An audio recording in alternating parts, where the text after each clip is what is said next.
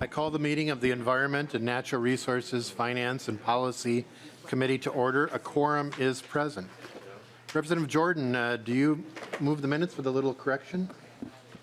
Yes, Mr. Chair. I would make a motion to approve the minutes from March 22nd with the edit that actually I called the meeting to order with the gavel last on March 22nd. And so with that correction, I would move their approval. Representative Jordan moves the minutes for March 22nd with a correction as to who actually called the meeting to order. Any discussion? All those in favor say aye. Aye. Opposed, nay. The ayes have it. Minutes are adopted. Minutes as amended are adopted. So, members, and we have a lot of testifiers today on a lot of bills.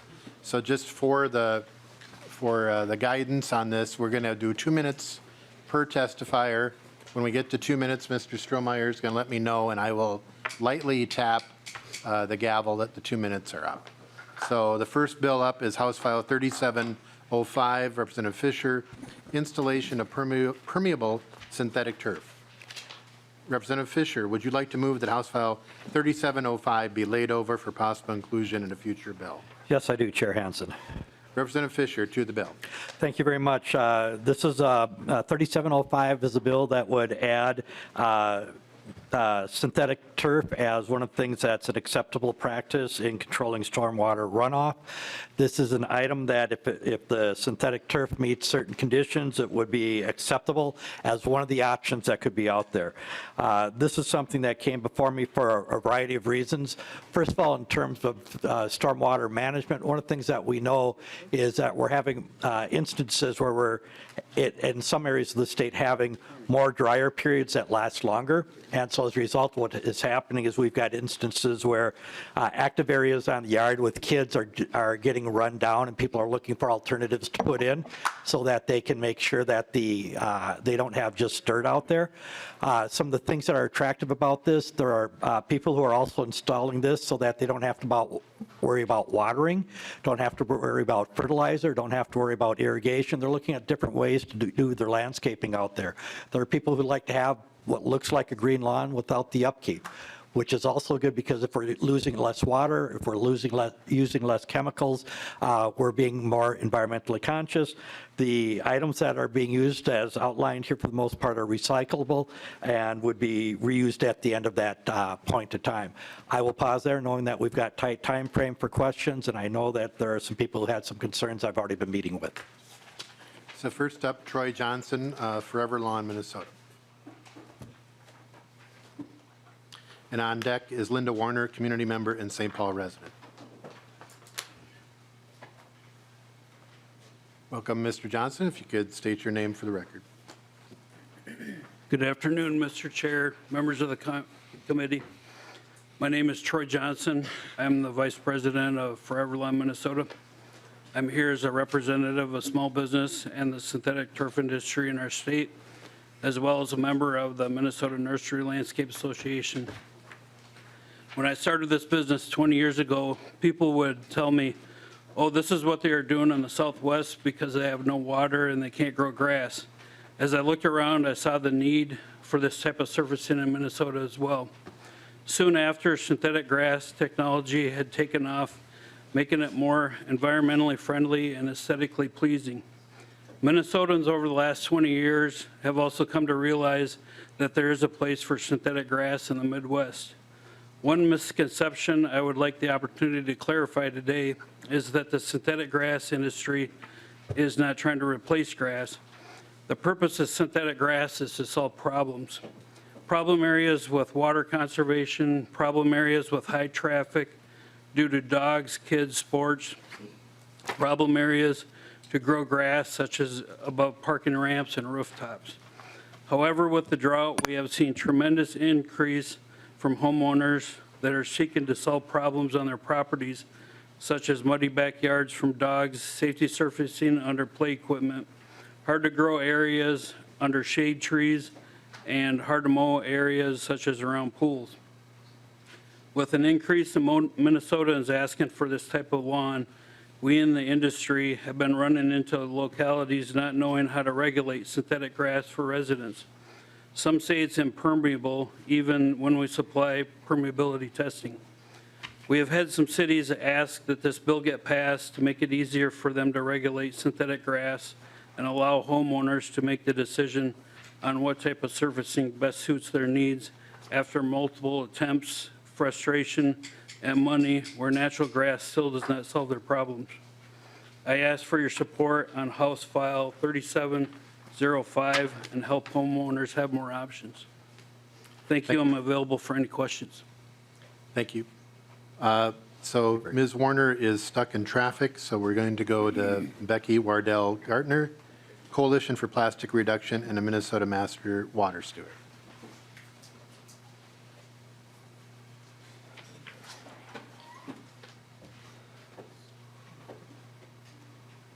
Welcome. State your name for the record.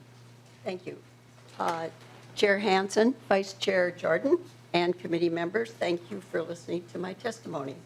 I'm Rebecca Wardell Gartner, a member of the Coalition for Plastic Reduction. I am also, there's a testimony from my coalition in your packets. I am also a trained Minnesota water steward. And some of the things we do as water stewards are we plant rain gardens, we plant native plants, we work on salt. We try to, on days like this, we try to get people to reduce the amount of salt that they use. We're really concerned about the water quality of Minnesota, and we try to work to improve it. Real solutions to water management slow the water down and create habitat for bees, butterflies, and birds. Native grasses and sedges do that. Synthetic turf does not. Synthetic turf is also made of plastic. Plastic contains many toxic chemicals, chemicals that will leach into our waterways. Plastic also breaks down into microplastics that will shed into our lakes and rivers. I know in this room everybody cares deeply about our water quality. Synthetic turf legislation is not a sustainable solution to protect Minnesota's waterways or to protect the health of Minnesotans. This legislation is a false solution.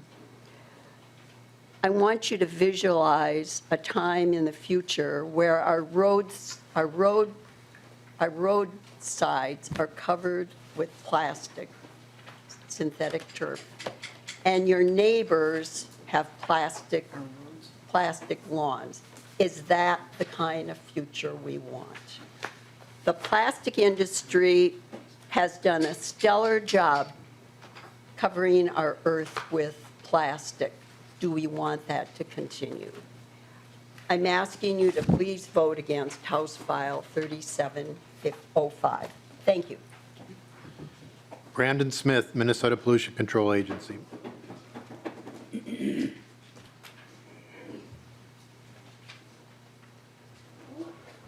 Welcome. Good afternoon, Mr. Chair and committee members. For the record, my name is Alexis Donath, Legislative Coordinator at MPCA, and I do have Mr. Smith with me today as well. Thank you for the opportunity to testify, and we would like to thank the author for the opportunity to have a brief conversation about his bill and for his willingness to work with us today. The MPCA manages the Minnesota Stormwater Manual, an online tool where stormwater managers can go to learn about regulations and explore best management practices. This is a tool designed to be updated frequently as new research and technical information becomes available. In fact, we have structured the tool in a wiki format so that it can be easily and nimbly updated. This bill would require the MPCA to include permeable synthetic turf in the Stormwater Manual as a viable stormwater management practice.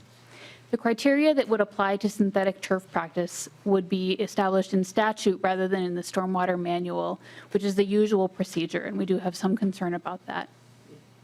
In general, the Minnesota Stormwater Manual functions best when the technical details of new practice or material can be verified through peer review and updated promptly based on the newest available research and technical information. In addition, we have the concern that this bill may cause confusion with respect to other best practices for stormwater. Currently, both the construction stormwater permit and municipal stormwater permit contain a maximum authorized stormwater infiltration rate of 8.3 inches per hour. This bill would change the statute to allow an infiltration rate of 25 inches per hour, so many times the current required infiltration rate. This higher infiltration rate is inconsistent with permit requirements. It would allow a considerably faster infiltration rate than is allowed now, and we have concerns that it would not be as protective of groundwater as the current requirement. There's also the potential that this discrepancy could cause confusion with permittees. We really appreciate the work that the author has done so far to advance this concept, and we are happy to work with the author on the language of the bill as it moves forward. Thank you for the opportunity to testify, and we're happy to stand for questions. Linda Warner. Linda Warner. Is there anyone else in the audience who'd like to testify for or against this bill? Members' questions?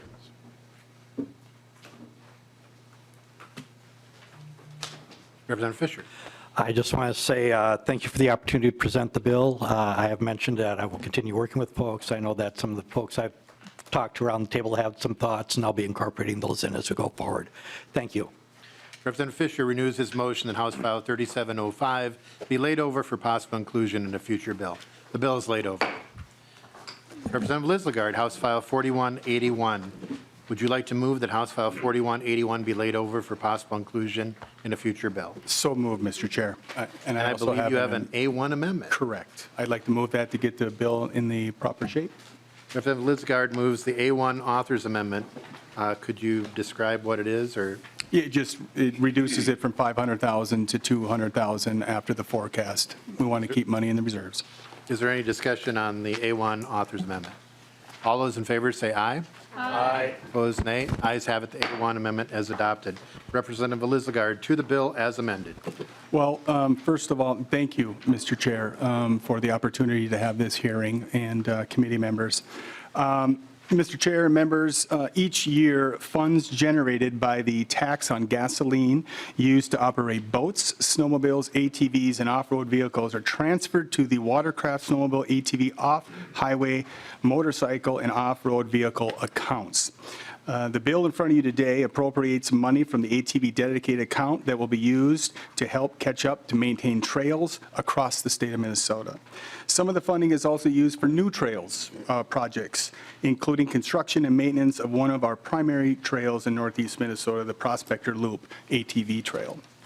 This funding is critical to develop and maintaining sustainable trail system, which is extremely important to my district and areas all over the state of Minnesota. Before I turn it over to the testifiers, I just want to say that this is a very, very fast-growing industry in northeast Minnesota and across the state of Minnesota. And I want to just call out the volunteers. The money that we're allocating here just helps them go through the process, but the amount of man-hours put forth in a volunteer way to create a system for the whole state and people from all over to come and utilize, it cannot be underscored. These individuals ain't making money. They're giving of themselves to create an opportunity for others. So I just would ask you to think about, as Northeast Minnesota continues to try to diversify, become more well-rounded, these trail systems help stimulate our economy. It brings people to our area that are spending money. Right? And before they offer, because somebody's probably going to offer, I would like for all of us to come up to Northeast Minnesota on these trails. We're going to have a ride. I'll let Roger Scraba invite some people, because I know he's pretty excited about it, because he's going to cook walleye for everybody. He just doesn't know it yet. But no, seriously, we want everyone to come and experience greater Minnesota and these trails. So with that, I turn it over to my testifiers. But thank you again, Mr. Chair, for having this hearing. First up, Ron Potter, ATV Association of Minnesota. Welcome. Mr. Chairman, thank you for the opportunity. My name is Ron Potter. I'm the president of ATV Minnesota. As the author has indicated, we're asking for a one-time appropriation of $1.5 million, 200 increase to the base going forward.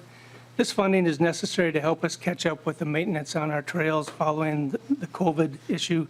The first year of COVID, greatly reduced our maintenance that we were allowed to do in the field and significantly increased the use going on our trails. The second year, the process just continued. There was a process which allowed our folks to go out, but because we need to work in pairs for safety, we were very limited on the amount of maintenance we could do in that second year. And again, the activity increased even more. So as a result, many of our trail segments have fallen behind in maintenance. This one-time funding will allow us to address some of the backlog in maintenance, and this is being used across the state. Northeast, northwest, southeast, southwest, all of our trails are going to benefit from this funding. Some of the funding will also go to new projects. Clubs are trying to do the right thing. Many of the projects involve state forest roads or trails that are already open for ATV use, but they're not in the grant and aid program. So they're not getting annual fund for maintenance, and they're also not getting monitored for ATV use. The grant and aid maintenance cost comes from the ATV dedicated account and has no impact on the general fund. Monitoring occurs on designated trails by clubs as well as through the Trail Ambassador Program. The Trail Ambassador Program is for ATV riders trained by the DNR Division of Enforcement. They're trained in education, environment, safety, and monitoring program, and they do not do any enforcement. They talk to riders, they provide information on rules, regulations, trail etiquette, provide maps, show where they can legally ride, speak to safety issues, and they monitor trail conditions and locate and identify any invasive species along the trail.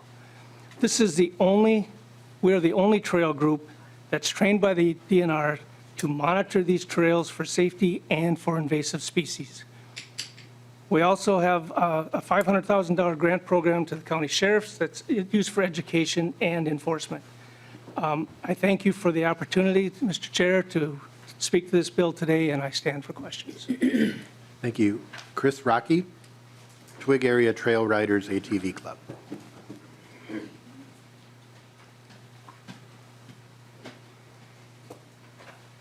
Welcome. Good afternoon. Thank you, Mr. Chair, members. My name is Chris Rocky. I'm here speaking in support of House File 4181 on behalf of the Twig Area Trail Riders ATV Club. To begin, it's important to understand why this appropriation bill is important to the area that our club represents, which includes Cloquet, Saginaw, Berkston, and Independence. ATV and side-by-side use is widespread and part of normal and everyday normal life where we work, live, and play. When I arrive at work in Cloquet each morning, it's normal to see ATVs and side-by-sides in the parking lot. Common to see them operating on city streets, which is allowable under city ordinance, going to the post office, the bank, or a neighbor's house. Our rural county roads are widely used all-terrain vehicle routes, and regular year-round use as weather permits is reality where we call home. Although use is widespread, our area lacks a connected and officially designated ATV trail system, despite having significant existing legal use opportunity. This regular and widespread existing use, present as a multitude of forest roads, routes, and ad hoc trails, dates back decades and is popular with local residents and have long been used for forest access, hunting, and recreational riding. But because it's not a designated trail system, it's not formally maintained or mapped for public use. To meet the goal of having an official and sustainable trail system, a standardized and significant environmental review process is the protocol on which the permits are then based. This opportunity presents itself through the grant and aid program, where dedicated ATV registration funds are appropriated through bills such as 4181 to local clubs through the DNR to fund the extensive and exhaustive environmental review procedures already in place by statute. These reviews ensure that all agencies and agency divisions review the impact of designated existing use routes into official trails. Once the permitting is approved, the trails will then be maintained under the same GAA programs under local DNR oversight. Again, all of this occurs using the dedicated funds provided by ATV registration funding. We as ATV users are essentially self-funding ourselves using our own dedicated monies, but we need your support to appropriate these funds from the ATV dedicated account. This year's appropriation bill funds a variety of trail maintenance, environmental review, engineering study, grant fund matching programs, and is crucial to continuing to give Minnesota ATV riders continued safe and legal use. Thank you, Mr. Chair, for the opportunity to speak. In support of House File 4181, I would stand for questions at this time. Thank you. Nick Wagnum, Prospector ATV Club. Welcome. State your name for the record. All right. Good afternoon, Mr. Chair, members of the committee. My name is Nick Wagnum. I'm here today as the president of the Prospector ATV Club Alliance. For the past 10 years, we've been planning and working with local, county, and state agencies to build a sustainable trail system that connects the communities of Ely, Babbitt, Tower, and Barris, and along with a connection to the North Shore through Finland. Finland, the city, not the country. Okay. Our projects have been environmentally reviewed along the way, including completing environmental assessment worksheets. We have also just received a National Recreational Trail Project Award for our Beaver River Bridge project, which is funded in part by federal, state, and regional funding sources.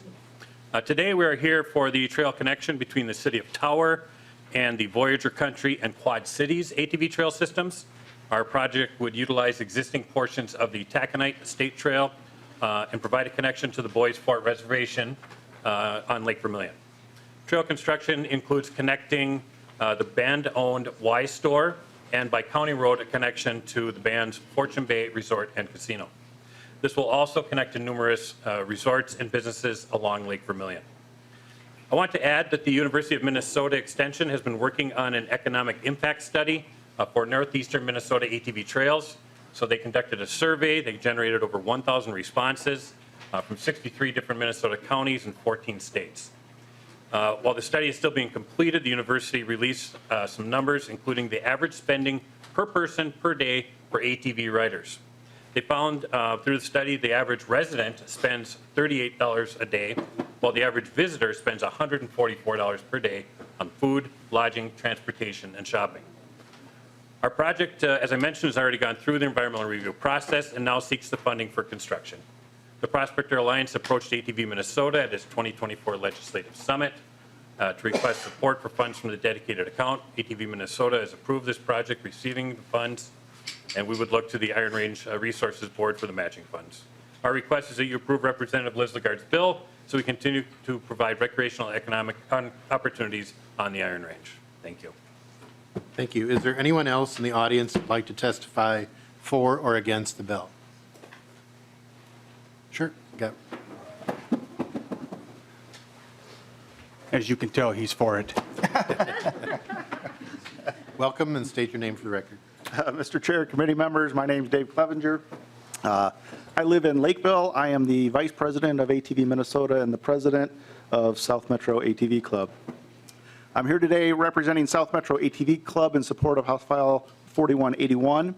The majority of our 70 family memberships live in Scott and Dakota counties.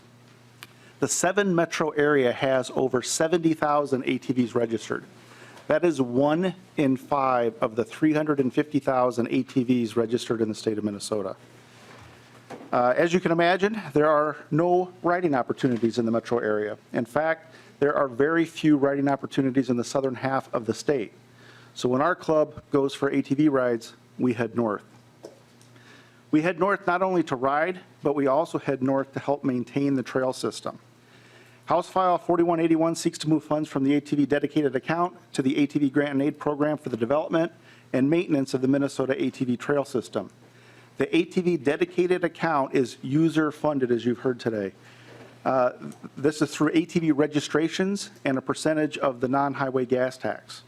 These funds, along with the volunteers from the 70 ATV clubs throughout the state of Minnesota, are responsible for the development and maintenance of the Minnesota ATV trail system in partnership with the DNR and local land managers. South Metro ATV Club maintains Class 1 ATV trails in Nemadji State Forest, which is over 2 hours north of the South Metro. When the heavy snow fell in December of 2022, it caused a lot of damage to the trails in central Minnesota, especially Pine and Carlton counties. Our club volunteered to clear trees in the Fond du Lac State Forest, which is Carlton County, in the General CC Andrews State Forest, which is Pine County, and in the Nemadji State Forest, which is also in Pine County.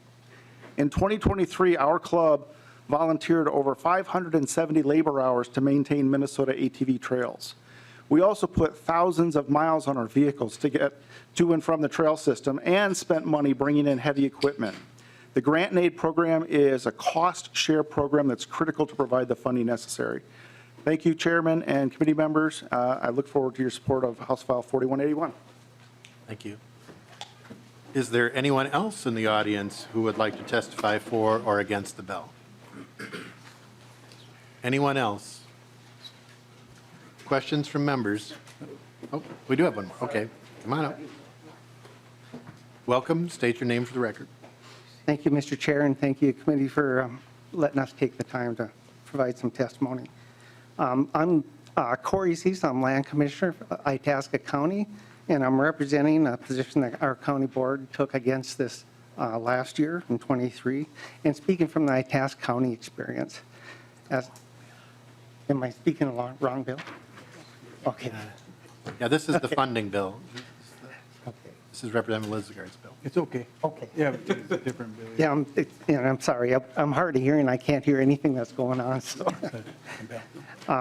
so I was speaking on 2791. Yeah, so if you could wait until the next Okay. bill. Yeah, we don't Sorry. want you speaking against my bill. Yeah. Okay. Is there anyone else in the audience that would like to testify for or against House File 4181? Okay. Members, any questions? Representative Heinzman. Thank you, Mr. Chair. And more so a question for the audience. Are there any trail ambassadors here today? I see a number of you. And I just want to quickly thank you for the work that you're doing around the state. When I was a youngster and out running around trying to enjoy motorized recreation, it wasn't what it is today, obviously. A lot of work has been done, and I appreciate Representative Lislegard's bill being heard today in committee, Mr. Chair. Around my district is Miller Black Bear, Mississippi Northwoods, Spider Lake, all trail systems that are critical to the service-based economy around the Brainerd Lakes area. And what a tremendous resource that is, an opportunity for old and young alike. Doesn't matter what anybody's situation is, almost everybody can get out and enjoy the public lands we have in Minnesota on an ATV, no matter what their physical limitations may or may not be. What a tremendous thing for families as well, to all be able to participate together. As a family of 8, it takes more than one machine to get the Heismans from point A to point B. But thanks to you all that are out there volunteering and doing this work, it's something that we can enjoy together, and many hundreds of thousands of Minnesotans enjoy with my family. So just a hat tip to everybody here today, and to the motorized sports that we have here in Minnesota, and again, a voice of support for this bill. I hope it is included ultimately when we come to the end of session. Representative Scraba. Thank you, Mr. Chair. And again, just a comment, most of this is in my district. Thank you, Representative Lislegard, for carrying the bill. I think it's important to note that I come from this district that has a lot of motorized sports. We also have a lot of non-motorized sports. And from being someone from that area, I support both. Our last meeting, we were talking about, or a meeting about how I was at Thompson Park using those trails in West St. Paul. I think wherever we can put a trail, however we can put a trail, it benefits everyone, not just a user group. This user group happens to be for the funding right now that they pay into the fund. They're just asking to get the money back to be used on the trail. So thank you. Representative Jacob. Thank you, Chair Hansen. Yeah, so I just noticed that the bill speaks time and time again specifically to ATVs. So in Winona County, we have separate ordinances for ATVs and UTVs. So is this excluding UTVs, or, I mean, and I see everyone's wearing ATV shirts, and I would hate to see UTVs miss out on all this. Representative Lislegard. Mr. Chair, no. Doesn't exclude. But includes them. Gotcha. Members, any other questions? Representative Lislegard, close. Closing? Well, first, I want to thank everybody that came from far and near to testify and be a part of this, as you can see behind me. And I want to thank you, Mr. Chair, for allowing us to have our voice, and I truly hope that this is included in the final bill. So thank you. Representative Lislegard renews his motion that House File 4181 as amended be laid over for possible inclusion in a future bill. The bill is laid over. Next up, House File 2791, Representative Pursell. Land, water quality, aquatic life, and wildlife protected. Representative Pursell, would you like to move that House File 2791 be laid over for possible inclusion in a future bill? So moved, Mr. Chair. And Representative Pursell, I believe you have a DE4 authors amendment. Would you like to move your amendment and explain it briefly? Yes, that is my motion, Mr. Chair. The DE4 clarifies the original intent of the bill and is a good faith attempt by the proponents to make some updates after getting feedback speaking with stakeholders. Representative Pursell moves the DE4 amendment to get the bill in the form the author would like. All those in favor, please signify by saying aye. Aye. Opposed, no. The motion prevails. The DE4 amendment is adopted. Representative Pursell to the bill as amended. Thank you so much, Mr. Chair. I present House File 2791 before the committee, and I'm proud to be a voice for many grassroots groups who support the legislation before you in order for Minnesota to be more intentional around our off-road vehicle spaces in our state. You'll see from the there's about a 40-page handout. There's a section in there with some colored images that is helpful from my partners in this work. Changes are happening in our environment, both human-caused and climate-induced, which are greatly impacting our outdoor culture and resources. According to the DNR from its website, many of our lakes and streams are designated as impaired bodies of water, as on page 4 of this handout. The impaired waters are the lower picture. These might be due to sedimentation and siltation, and a number of species are endangered due to habitat loss and degradation. Habitat degradation is a predominant factor in 70% of our species in greatest conservation need. We must do our part to find a better balance between how we recreate outdoors and protecting our priceless water, wildlife, and habitat. In that spirit, House File 2791 is a proposal to build better trail management practices going forward as a way to better protect our lakes, streams, wildlife, and habitat on public lands, and also better coordinates our extensive ongoing trail building across the state. The sport of motorized recreation has had a 143% increase in users since 2005, and the machines have evolved from 400 pounds to 2,000 pounds, with a significant increase in horsepower and trail impact potential, which is why we feel it's past due to have this conversation at the legislature. As amended, this bill does 4 things. 1, make state law consistent and fair throughout the state with access to designated and posted trail signs. This not only helps users know where to ride, but it reduces illegal trails from being made. 2, buffer zones, which codify DNR and U.S. Forest Service guidelines for water protection and avoiding the MPCA's currently listed 49 water bodies that are ranked exceptional use. These are the waters in that top part of the map. You can see they are mostly located in the northeast corner of Minnesota, where I too have lived and regularly recreate. Around in this Arrowhead area, these are our only remaining pristine streams, reaches, and lakes in the state. The third thing that this particular legislation does is implement the 2003 legislative audit recommendation requiring environmental assessment worksheets for future trail development for all off-highway vehicle projects. We just heard in the previous bill, projects have gone through this EAW process. Making sure that projects go through that process fosters public transparency, reduces lawsuits, and possible federal interference. And fourth and finally, tribal and local approval early in the planning process of all off-highway vehicles projects. This levels the playing field for our local units of government and promotes resolution among local entities. And just to note, our intention when we created this bill is that the funding would come from the DNR's ATV account. The DNR's 2022 ATV Master Plan Survey expressed the need for additional improvements, which this bill addresses. The DNR itself said improvements of marked routes greatly reduces off-trail riding, prioritizes trail maintenance needs to include invasive species removal and mitigation, and examines hydrological impact.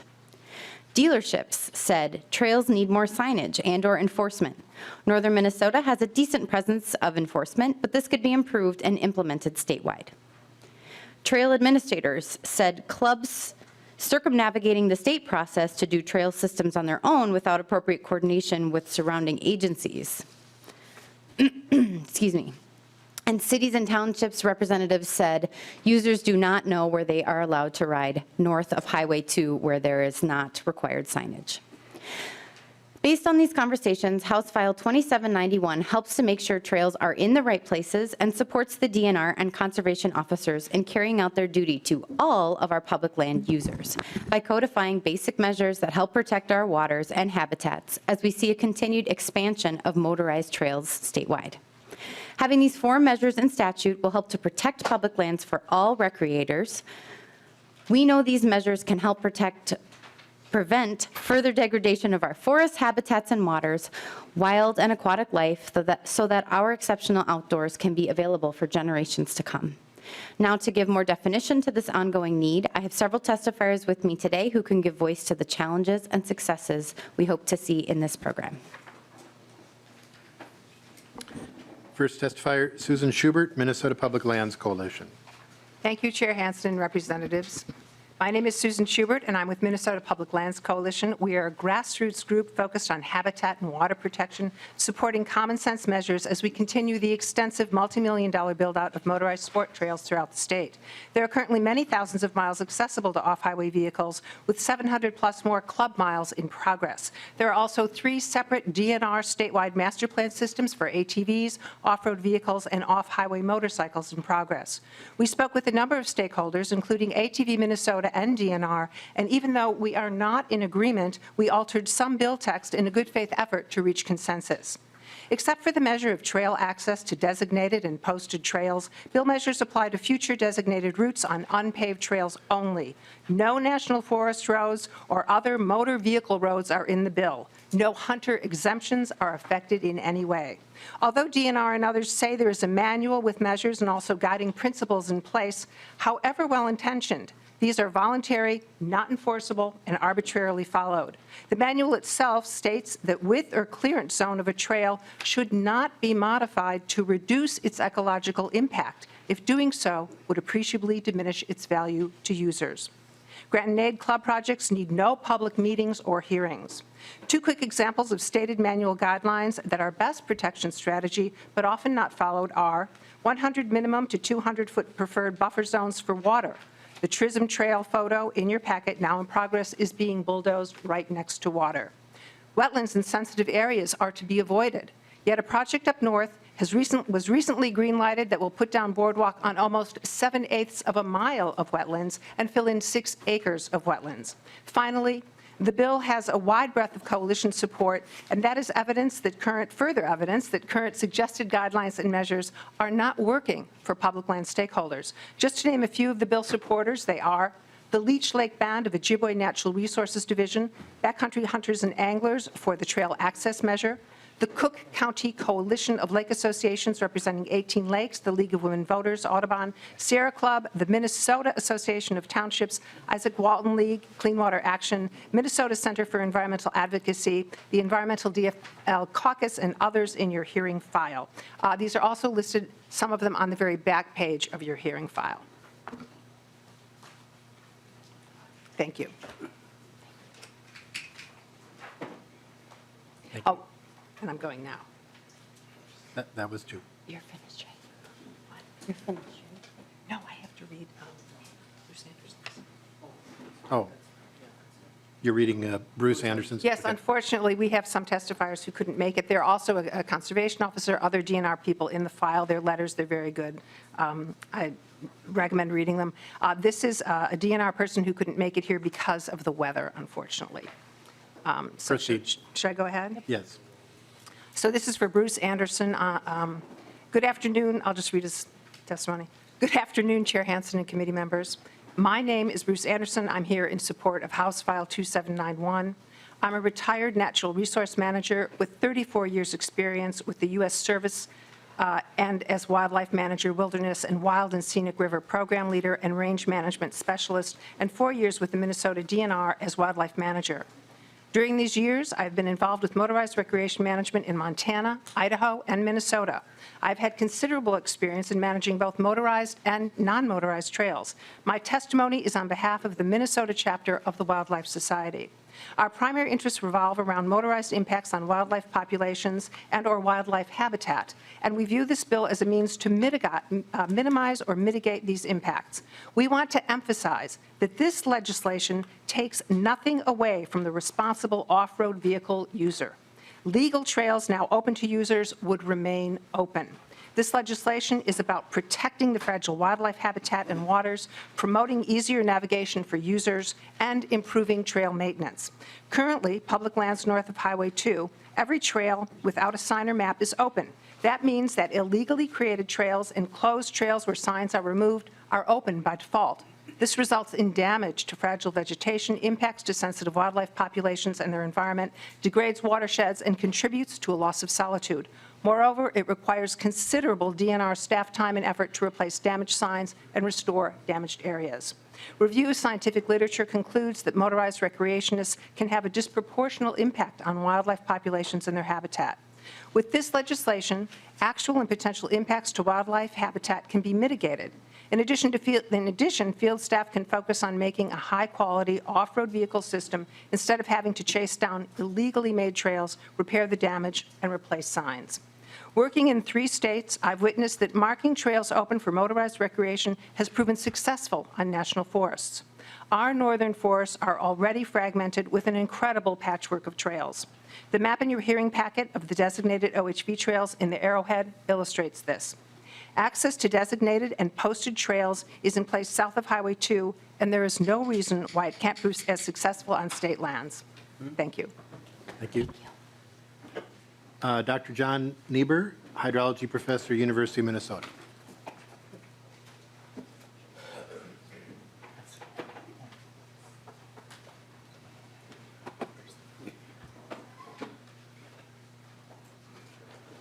Greetings, Chair Hansen and committee members. I'm John Niebuhr, a professor in the Department of Bioproducts and Biosystems Engineering at the University of Minnesota for 38 years. My field of specialization is hydrology, water quality, and water resources engineering. I'm here to testify to the issue of protecting surface waters from impacts of off-highway vehicles on unpaved trails in support of House File 2791. So how does off-road vehicle trafficking change the hydrology in an area? The primary effect of vehicle traffic is the disruption to the land surface by compaction of the soil. This compaction dramatically decreases infiltration capacity and increases soil erodibility. What are the potential impacts of trails on surface water quality? It is the finer grain materials, such as silt and clay, generated by surface erosion that cause issues to surface water quality. This produces well-known negative effects to spawning beds, and those fine-grained materials transport nutrients to surface water, leading to unwanted algae growth. Another impact is increasing water temperature, which is detrimental to cold water fishes. The guidelines for protecting surface water resources from these types of trails have an offset of 150 to 200, even 300 feet. When you examine the history of these guidelines, you find that they were developed over decades of careful experimentation by the U.S. Forest Service, U.S. Department of Agriculture, and state and local environmental agencies. Our overall choice should be to protect the surface water resources from damage through protection of the surrounding land. One might use economics to rule against being so strict in some instances. However, I would argue that one needs to look at the economics of the whole system, the ecosystem services, and not just the special economic interest of a minority. The economics of the ecosystem services will always rule on the side of full protection. Thank you, Mr. Chair, for the opportunity to speak about House File 2791. Thank you. Jeff Salmos, MN4WD.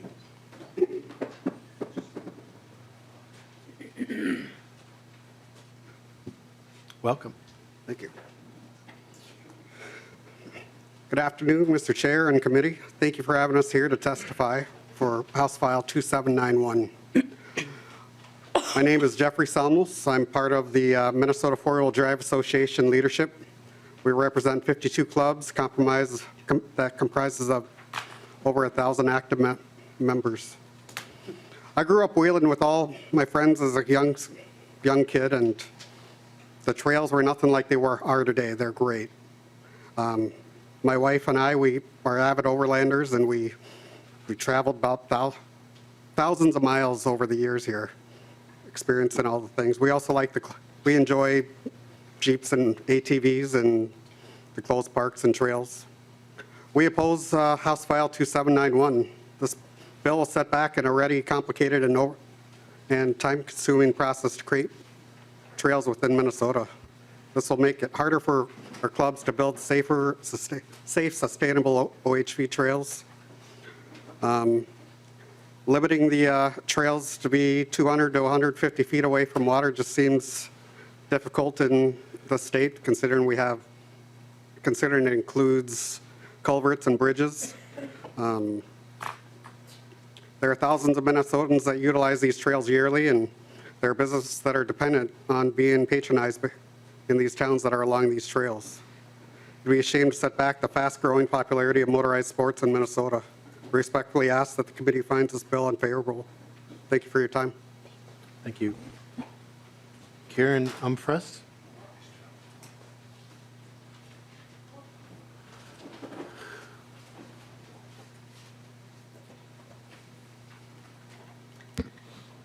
Hello, committee, Chair Hansen, committee members. My name is Karen Umfress.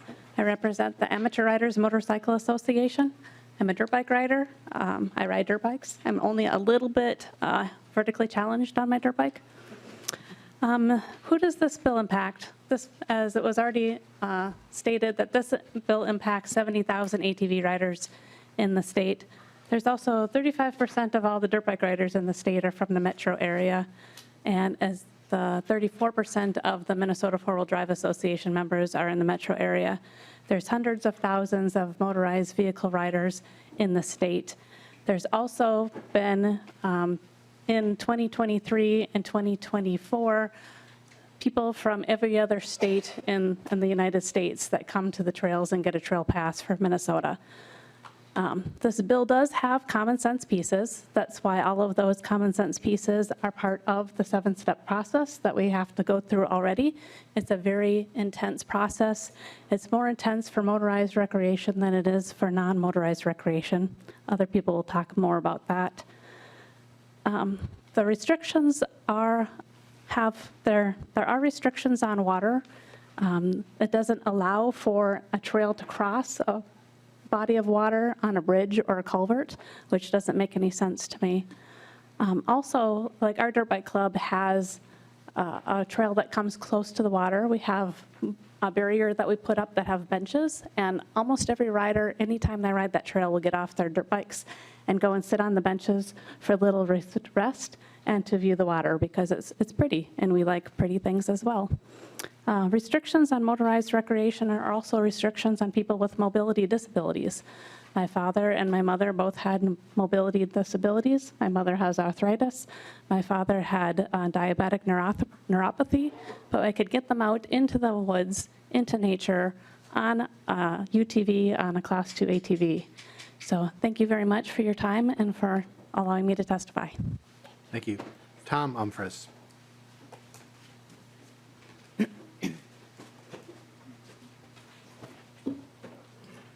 Thank you, Chairman and committee members. My name is Tom Umfress. I am also with the Amateur Riders Motorcycle Association of Minnesota. We are celebrating our 55th year of existence this year. We're also known as District 23 of the American Motorcyclist Association, which is celebrating its 100th year of existence this year. I am here to oppose House File 2791. I feel it's a bill looking for a problem that doesn't exist. I feel that all of these topics that have been discussed earlier are already addressed in the current processes. There was some inaccuracy in an earlier testimony about no need for public testimony or no requirements for that. I have a copy here of the 7-step process that we refer to as the 8-step process for a grant and aid trail program because it has a step 0. And public comment period is in there. It's also a requirement to get permission from all landowners, road right-of-way authorities, all of that stuff to be able to get a trail in there. So I wanted to correct that. There's a number of pieces of information that we could get you if you want, but this is a DNR document on the grant and aid program. I wanted to say I feel like this is, there was some testimony about this is for protecting the environment. I look at this bill as an anti-off-highway vehicle bill because if it was looking at protecting the environment, we'd be looking at including all trails in this process. We heard testimony about being near the waters.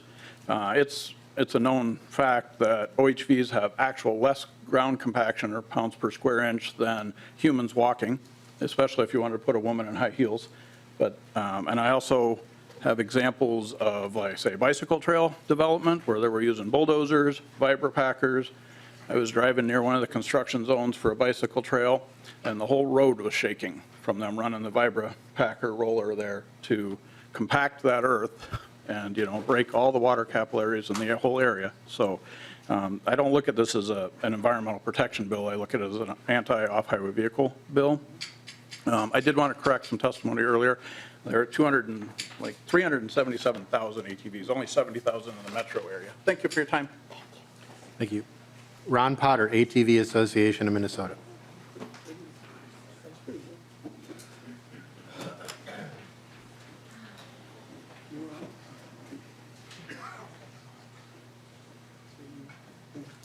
Mr. Chair, committee, my name is Ron Potter. I'm president of ATV Association of Minnesota.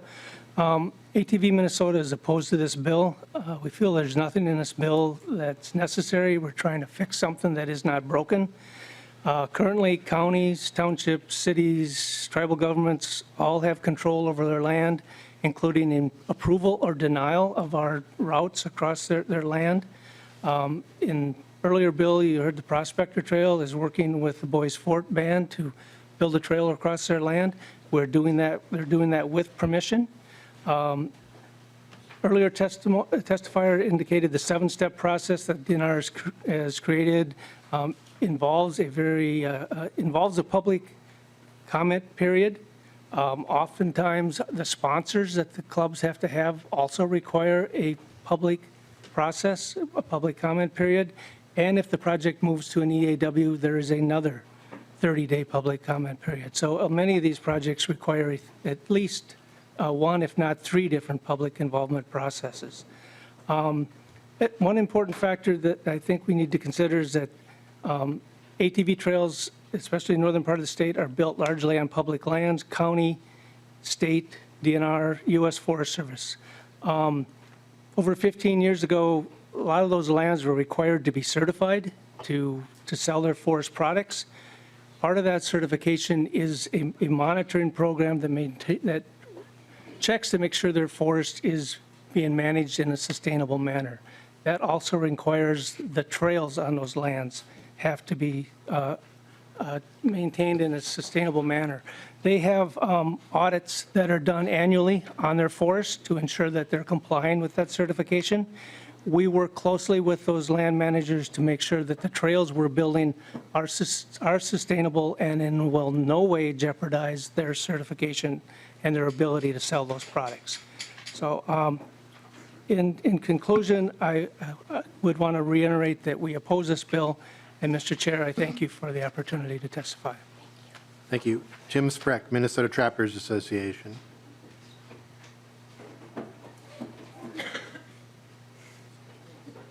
Welcome. Good afternoon, Mr. Chair, members. My name is Tim Spreck. I'm speaking today on behalf of the Minnesota Trappers Association. House File 2791 limits the use of off-road vehicles, snowmobiles, and ATVs on public lands.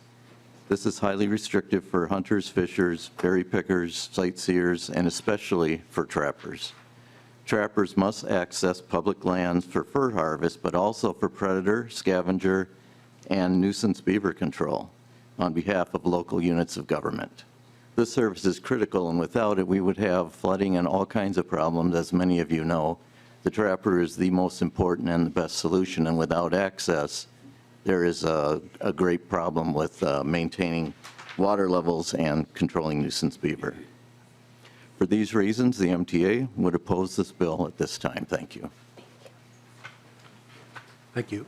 Eric Simonson, Minnesota Deer Hunters Association.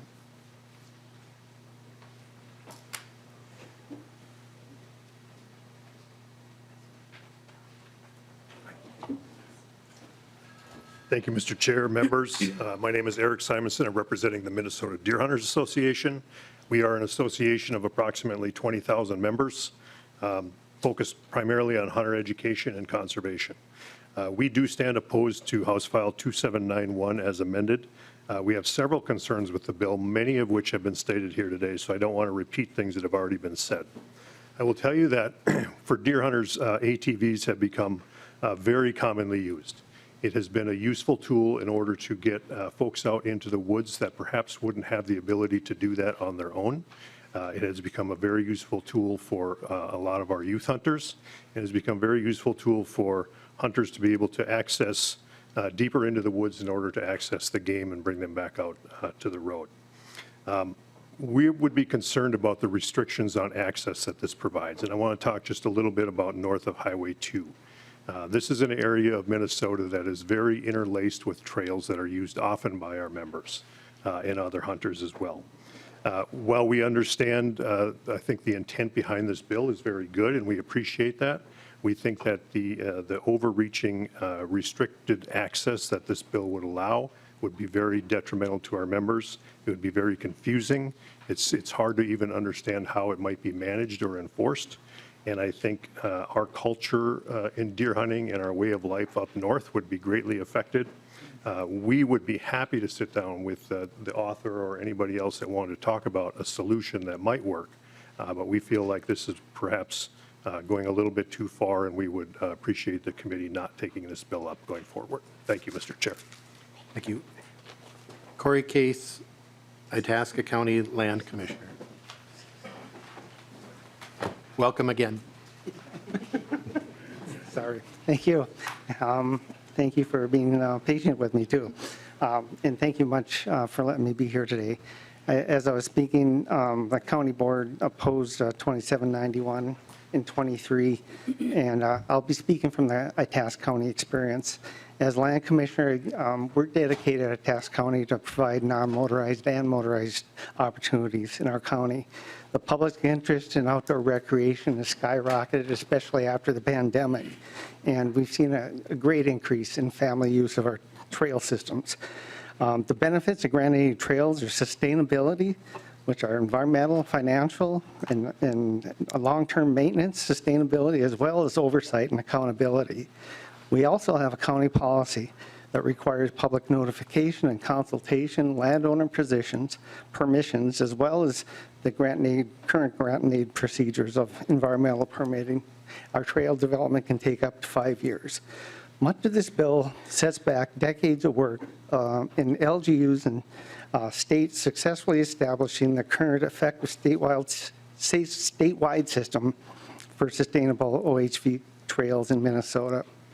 The water setbacks would essentially end development of any trails in our county. Our county has 1,000 lakes, and we generally want to go from point A to B, and it's nearly impossible not to have to go near wetlands or some sort of water body.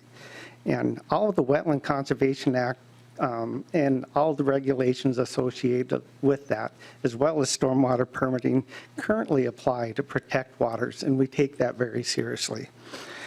Proper planning, construction, maintenance, build sustainable trails, not blanket restrictions which can't take into account all the situations on the ground. Our experience is that the key is local involvement and consensus building of our local governments. We have a dedicated position to that, and we try to work together to find these solutions. Thank you very much. Thank you. Bob Meyer, Minnesota Department of Natural Resources. Welcome. Mr. Chairman, members, for the record, Bob Meyer, Assistant Commissioner, Department of Natural Resources, and thank you for the opportunity to address this important bill, and thank you, Representative Pursell, for bringing it forward. Just first of all, I'd like to just clarify the record. There's approximately 350,000 registered ATVs in Minnesota. If you add on off-highway motorcycles and off-road registered vehicles, it's closer to 400,000, 375,000 to 400 people that are abiding by the rules, managing this system, paying for this system, and following the system. I do want to thank the author for the amendment. It does remove some of the concerns we have, and especially the clarifications on lines 2.10 to 2.12 that says an unpaved trail does not include a trail, road, or route where motor vehicles are permitted. Some of the material that you have been handed out show pictures of forest roads, minimum maintenance roads that people are calling ATV roads or trails as well, that are legal to travel on. And this would continue that legal ability. But I think it's important to realize that ATV trails contain forest roads, they contain minimum maintenance roads, they contain access roads that may go to somebody's cabin, favorite fishing hole, or a place where they may have celebrated something important in life or remembering somebody at those spots. So we appreciate that. And I'd like to bring to light one other section of the bill in section 2 that requires local approval and mediation. This language says no portion of a state or grant-aid off-highway vehicle trail or route may be constructed, reconstructed, or improved without the prior approval of the plan by the governing body of the city, county, or township where the trail or route is located. These routes travel through many different townships, many different counties, many different locations across many different ownerships of land. So this could be a deal breaker if one section wouldn't be approved by a local township. But I'd like to ask you to think about this. Would we have a Boundary Waters canoe area if the local community had to approve that back in the day? Would we have a Voyageurs National Park if that local community was asked to approve that back in the day? What would we or wouldn't we have if we turned all this over to local units of government? With that, Mr. Chair, I appreciate the work that's been done on the bill. We do have other concerns, and we will work with the author and stakeholders on that. Thank you. Is there anyone else in the audience who'd like to testify for or against the bill? Anyone else in the audience?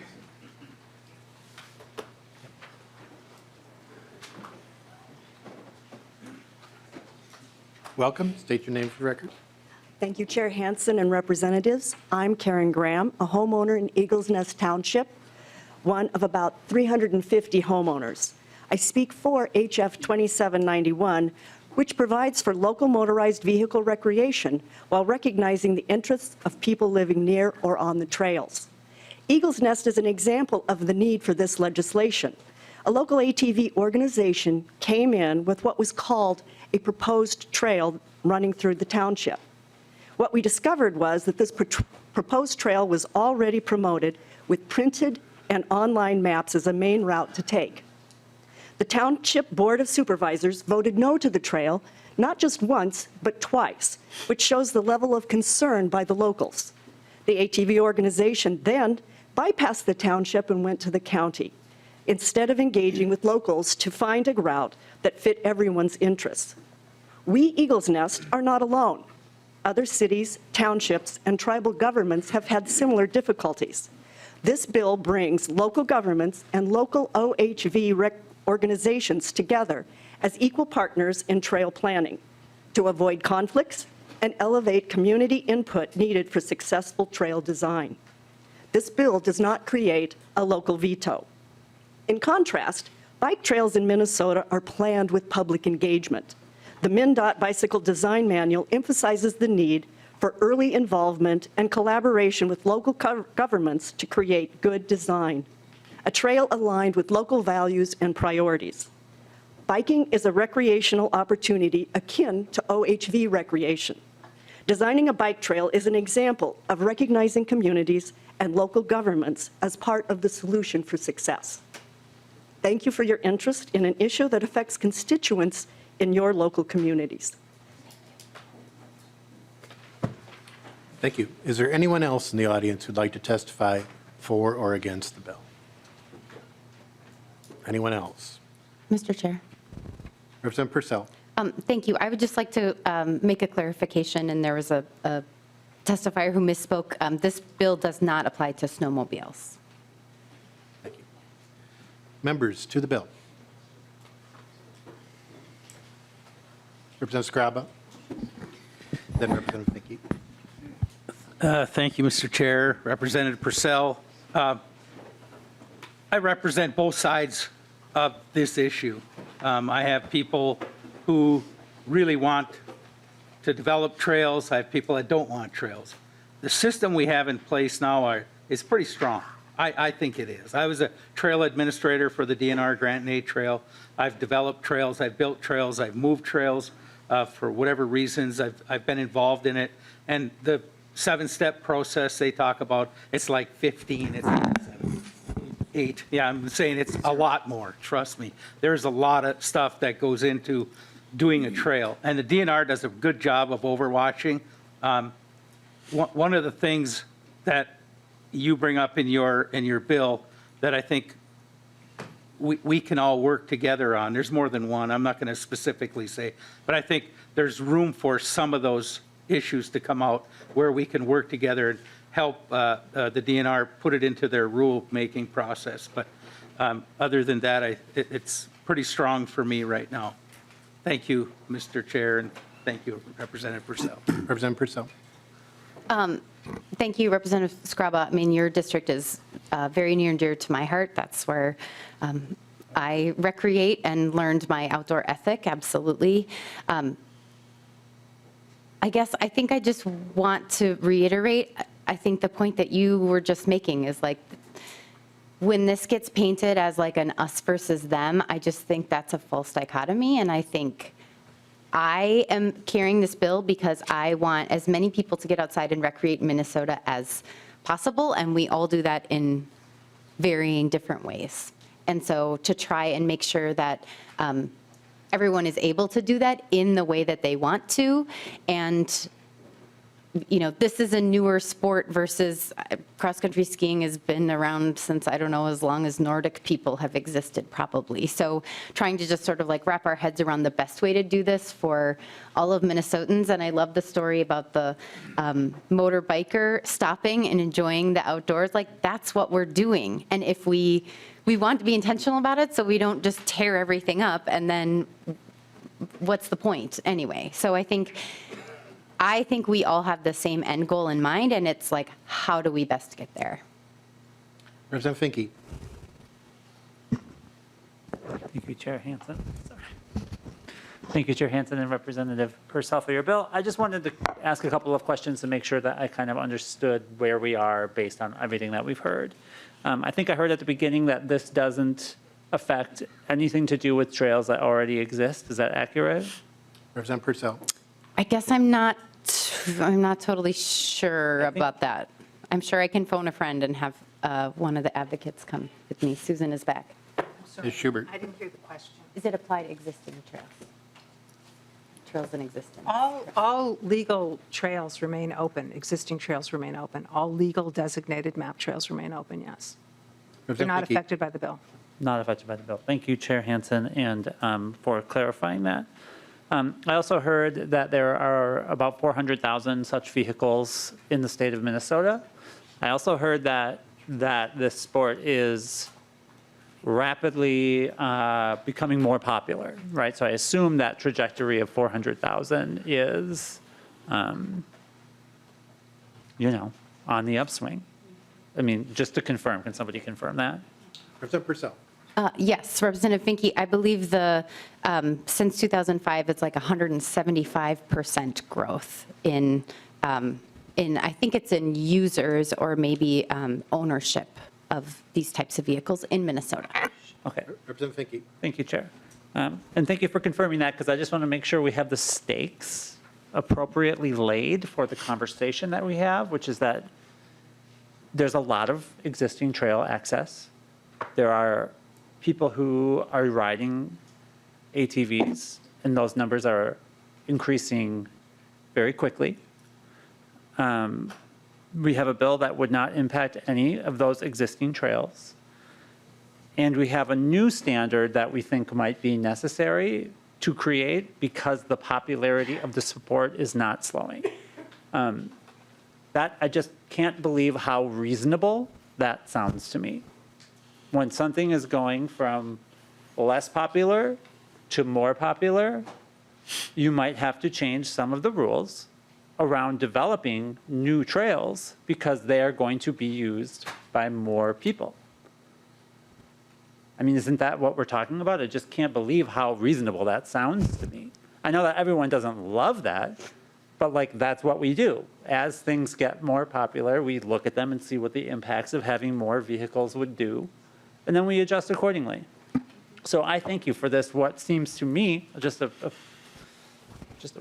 person who rides a bike in a city, seems very reasonable to me. So thank you. Representative Pursell. Thank you, Chair Hansen. Thank you, Representative Finke. I think the other thing that was really startling to me is that also in that time period, the average weight of the vehicle increased, I'm not a math major, but from 400 pounds to 2,000 pounds. And again, just like looking at how that might impact the trails is, again, one of those things like, oh, okay, 20 years later, let's take a step back and let's look at the broader picture. Representative Jacob. Thank you, Chair Hansen. So my family really enjoys this sport, and seeing young kids especially get off of their handheld devices and get out into nature, it's very hard to find things that compete with this. So the amount, and what goes hand in hand with the sport is camping, outdoor activities, and kids learning to work on these machines. It's just endearing to see it. So and we've got 4 of these, 2 of them DNR in my district, and well, 3 of them, I guess. No, well, probably all 4 of them are DNR in my district. But so wonderful to have those. And so my concern would be, while other neighboring states, Wisconsin, North Dakota, South Dakota, and we go to Wyoming, anywhere we can to enjoy nature, while other states are embracing this, cultivating the sport, and we're putting onerous restrictions on suppressing the expansion of the sport, do you have any concerns with us being less competitive with neighboring states and sending business elsewhere? Representative Pursell. Thank you, Mr. Chair. Thank you, Representative Jacob. I imagine the reason why you go to these other states is because they're beautiful, they're interesting, they're scenic, they're unique. And if we lose that in our biodiversity and in our ecological systems, then yeah, we won't be able to compete. And so I think that there is a balance between being able to protect the pristine nature that your family enjoys, that my family enjoys, that is part of the culture of Minnesota, and encouraging this sport. I'm glad you mentioned camping because it's about like maybe 5-7% of Minnesotans who own an OHV, and it's 30% of Minnesotans who go to state parks. So it's not just protecting this particular group of people who have a particular interest, which is great and I support as an outdoor enthusiast, but it's everyone else's experience too. And if all of our streams look like our part of southern Minnesota with impaired waters, then we're not going to go up to Scraba's district or Lislegard's district to recreate. We're going to go to Montana and other places where the water's pristine and where we have great ecosystems. Representative Jacob. Thank you. I don't want to argue with you, but I think the welcoming nature of some of these other states not having multiple bans and restrictions is inviting and could possibly even be causing people to move out of the state entirely. So, and I've had constituents tell me that. So, different perspectives from different people. Representative Heinzman. Thank you, Mr. Chair, and I just want to thank all the testifiers today.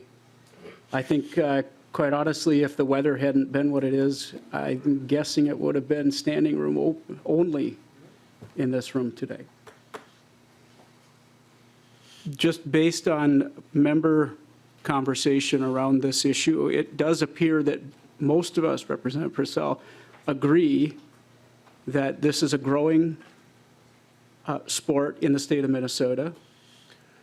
But I think where there appears to be an issue is when those folks that are tasked with building these systems, maintaining these systems, come to this committee today and say there's some really challenging problems with this bill and with the language that's being proposed. I'm hoping that we're all paying attention here, because it's those folks who I think really we need to be paying attention to. They live in these places, these communities, these regions all over the state where there happens to be a resource that, like I said, we all agree is growing, the need and use of trails, but they're saying the bill is an obstacle to that. That's what I'm hearing today. I'm interested in hearing more from them in the weeks to come, and I hope that you, Representative Pursell, are also interested in hearing from them, because if this bill is an obstacle, I would hope that it doesn't go any further. Thank you, Mr. Chair. And Representative Heinzman, you know, we all represent 43,500 people. Adds up to about 5.4 million people. And we're supposed to represent everybody. So it's important to hear from users, and I appreciate everyone here. But we also have people who can't come here or don't come here or may not have a voice here. And each of us has to weigh that. I think this has been a good hearing. This is the first hearing we've had on this subject for many years. And that conversation will continue. Representative Pursell. Thank you, Mr. Chair. Thank you, Lead Heinzman. You took a little bit of the wind out of my sails. I wanted to thank everyone for being here. And I think there are lots of people in the room who are constituents who are also really in support of this, and I agree. I think there would be a lot more people here and on all sides of the aisle. There is a letter, just in your closing comments, Representative Heinzman, there are, I think, 3 letters from former DNR managers who I would argue their job was maintaining the trails, and they are saying north of Highway 3 where there's no signage, it makes their job, north of Highway 2 is incredibly difficult to manage the trails. So I do think we should listen to that and have that be the case for the entirety of the state. I'd like to thank the Public Lands Coalition. I'd like to thank all the ATV groups who came here. And I want to thank you, Mr. Chair, for having this hearing, and thank you for this scintillating as ever conversation.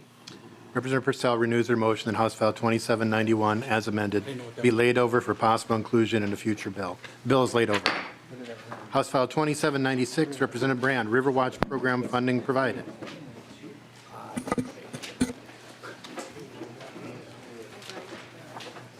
Representative Brand, would you like to move that House File 2796 be laid over for possible inclusion in a future bill? Yes, Mr. Chair, that's my motion. And I believe you have an A1 authors amendment? I do have an A1 authors amendment, yes. And so the A1 authors amendment amends the amount of money that we're asking for from $100,000 to $150,000. And then also there is a reporting requirement that's going to be added to the bill as well.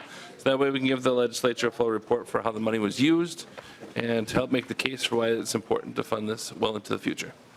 Representative Brand moves the A1 amendment to get the bill in the form the author would like. All those in favor say aye. Aye. Opposed, nay.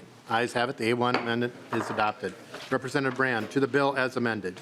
Thank you, Mr. Chair and members of the committee for hearing House File 2796.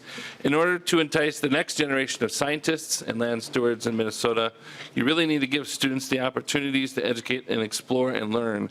And I remember, not too long ago, I was a high schooler. I remember taking a high school biology class where we went on a field trip, and that field trip was over to a swamp with a creek running out of it, and we took water samples, and we did some seining, and we looked at the different aquatic life that was available in that time in that location, and it was really quite an experience, I thought.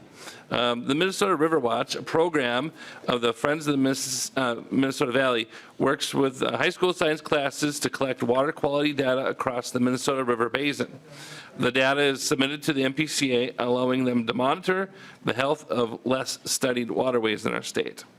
The River Watch has 4 goals: knowledge, so to develop and understand the factors affecting water quality in general; practice, collect water quality samples at field testing sites to assist the MPCA in monitoring and the health of understudied waterways in the basin; to investigate, which is to reflect on the data that can tell us an overall health and quality of the waterway, identifying issues facing the water as well as solutions to reduce pollutants; and finally, stewardship, also community.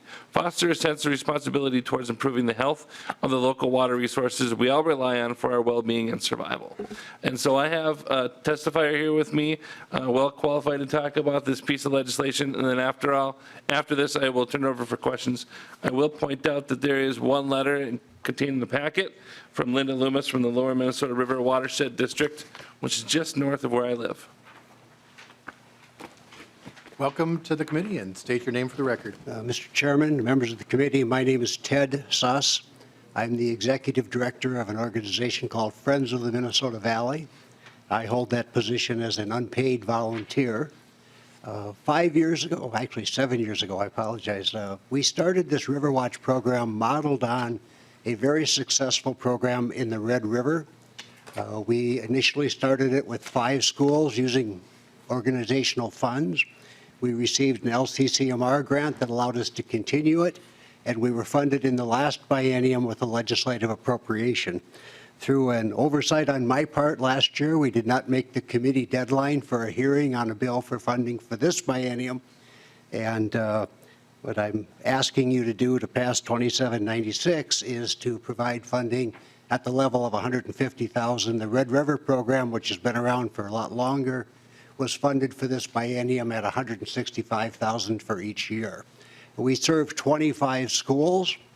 Because we were not funded this year, we are running the program out of our own cash reserves. We will be broke by the end of the school year, and we'll have to end the program. We serve approximately 700 students in direct instruction, and indirect instruction probably 3 or 4 times that amount. The program typically involves one of our 2 staff people going into a school, speaking to a class using a lesson that was developed in accordance with the state science standards, and then 4 times during the year that class will go out to a river or a stream in the district and using a handheld, apologize for that, Representative Jacob, it is a handheld device, but about 5 times the size of a cell phone. We throw a probe in the water, and we are able to read 7 different components: temperature, pH, conductivity, phosphorus, dissolved oxygen. We also pull a sample and test for turbidity. All of our high school teams, part of the plan is that they go into a middle school or an elementary school and present a lesson that the high school class develops. And that's why we sometimes have 4 or 5 students for every one. I thank you for the hearing. I thank Representative Brand for introducing the bill, and I would appreciate your support. Answer any questions. Is there anyone else who'd like to testify in the audience who'd like to testify for or against the bill, House File 2796? Anyone else? Any questions from members? Representative Pursell. Thank you, Mr. Chair. Thank you, Representative Brand, and thank you, Mr. Suss, for coming. I'm a huge fan of this program. This is the sort of exposure to the outdoors and having young people especially interact with their water that is really formative. Certainly sounds like it was for Representative Brand as it was for myself. So proud to be a co-author of this bill. Keep up the great work. Thank you. Thank you. Representative Brand. Well, I just want to thank you for the opportunity today to hear the bill, and I will renew my motion that we lay over House File 2796 for possible inclusion. Representative Brand renews his motion that House File 2796 as amended be laid over for possible inclusion in a future bill. The bill is laid over. Next up, House File 5084, Representative Dotseth. Mr. Chair, just 1 second. Mr. Chairman, members of the committee, we also have a summer program that's part of River Watch, which is held in Southwest Bloomington. And I'd like to invite the committee to visit us someday this summer when we have dozens of young people on site doing hands-on science. Let us know. Representative Dotseth, House File 5084. General CC Andrews State Nursery reopening report required. Representative Heinzman, would you like to move that House File 5084 be laid over for possible inclusion in a future bill? I would, Mr. Chair. Thank you. Representative Dotseth, to your bill. Thank you, Mr. Chair, members. As you see in front of you, I've got bill number 584, which is actually relating to natural resources requiring reporting to reopen General Andrews Nursery, which was actually a state nursery, which was closed a number of years back. I'll just ask my testifier for time's sake to have them come up next and just share some back history on the facility. Doug Chilma, Minnesota Department of Natural Resources. Welcome. Good afternoon, Chair Hansen, members of the committee. I'm Doug Tilma. I'm a section manager with Minnesota Department of Natural Resources Forestry Division. First of all, just thank you for your interest in our forests and in particular the production of container plug seedlings at the former General Andrews Nursery. It's located at Willow River, Minnesota, and prior to when it closed in 2014, General Andrews site was one of 2 state forest nurseries producing bare root tree seedlings. Our remaining nursery is in Akeley, Minnesota. It's now the only state forest nursery in Minnesota and the only large-scale supplier of conservation-grade seedlings to the public.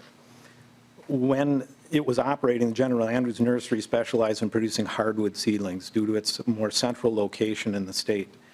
At its peak, it produced about 10 million seedlings per year. And when it closed, the tractors, irrigation pipe, other things, implements were all moved over to the Akeley Nursery. Most of the fields at General Andrews are now fallow. A few of them are being used as seed orchards to provide more seed to our remaining nursery. And some of the fields are being used by other DNR programs to store federal access equipment for a rural fire program, for example. As of now, all the state hardwood and conifer seedling production is now grown at the Akeley Nursery. And to clarify, I'm talking about conservation grade seedlings. These are mass-produced seedlings. They're 5 to 8 inches tall. They're used to replant our forest after timber harvest, wildfire, wind events, or to reforest open lands.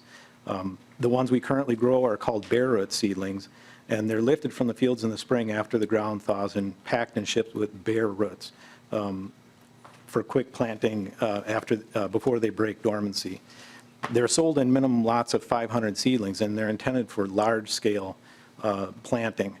Our current production is about 4 million seedlings per year. And the reason I explain this is that it's this bill is asking for a report on the cost to reopen General Andrews to produce container seedlings. It's a different type of seedling. They're also called plug seedlings, and they're grown in containers with a plug of soil attached to the roots. There's currently no supplier of plug seedlings in Minnesota.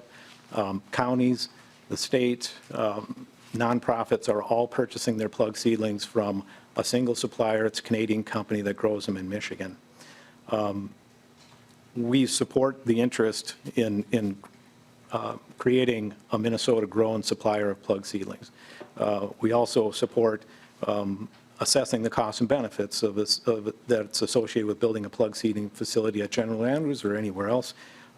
That would help us understand the best location. And I thank you for your opportunity to testify, and we'll stand for questions.